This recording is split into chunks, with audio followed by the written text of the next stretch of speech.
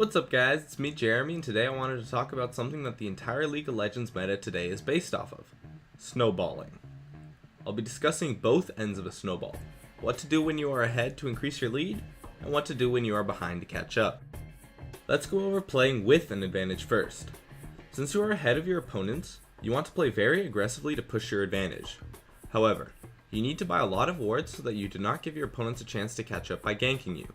It's all about pushing your advantage for more advantages, while also giving your opponents no room to catch up. Roaming for objectives is a great thing to do if you have an advantage, because you will either get the objective for free, or you will win a team fight. You want to be constantly pushing and pressuring objectives, usually towers, as a team to give your opponents no room to do anything, because the longer the game goes on, the less your advantage matters, unless you can make that advantage bigger. Aggression as a team is a huge factor in pushing your advantage, so you will likely have to be the one to step up and make calls, and if you are doing well, your team will almost certainly listen.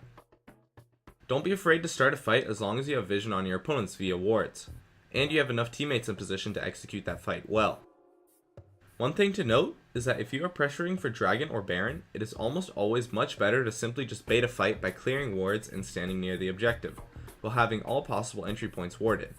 Wait for your opponents to come to you, as there is almost always no reason to start the objective and take free damage, and then just leave it unless you have killed one or two members of the opposing team, and have a chance to actually finish. You do need an Oracle to pressure these objectives though, so be sure that someone on your team buys one.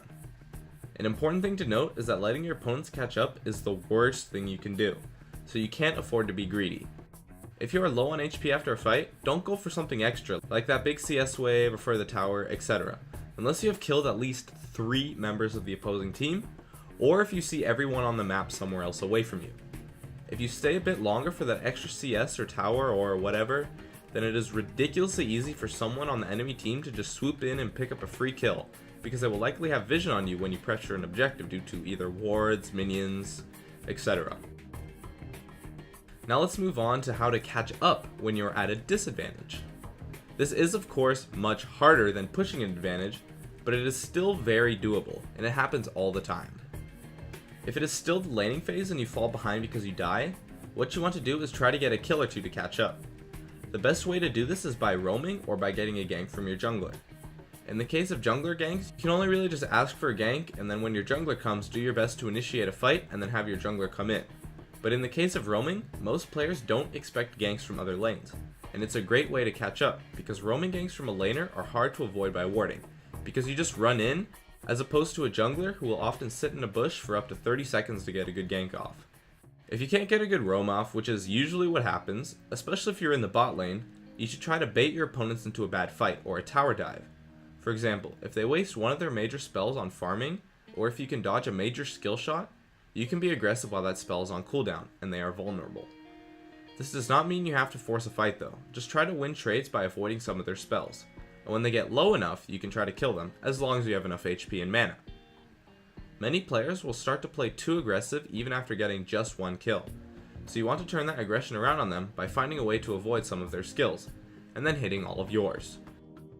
However, you can't play too aggressive because your opponents are stronger than you, so if you try to force something too hard, they will just turn it around on you and kill you. If you play too aggressive at this stage, you will just die more and create a huge snowball for your opponents. Dying once in lane is okay, but dying 5 times can easily cost you the game.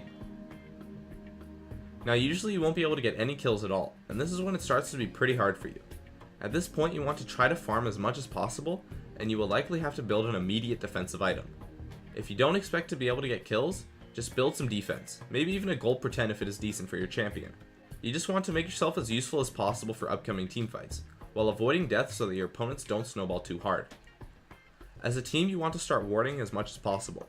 You can buy less wards if your opponents have oracles, but one of the best things for you to catch up as a team is to ward the jungle and then catch someone at a crazy point, and then either fight 4v5, which should be an easy win, or pressure for an objective.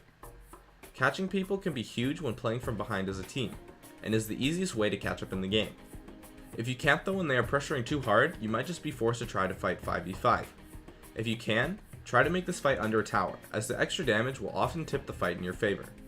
Too many people wait until their towers are killed to fight when they are behind, where if you had just fought under tower, you could have won the fight, but instead you got aced.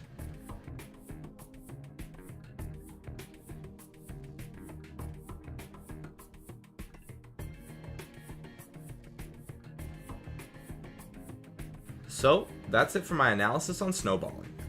I'd love it if you guys could support me with a like, an upvote on the Reddit thread, or some feedback.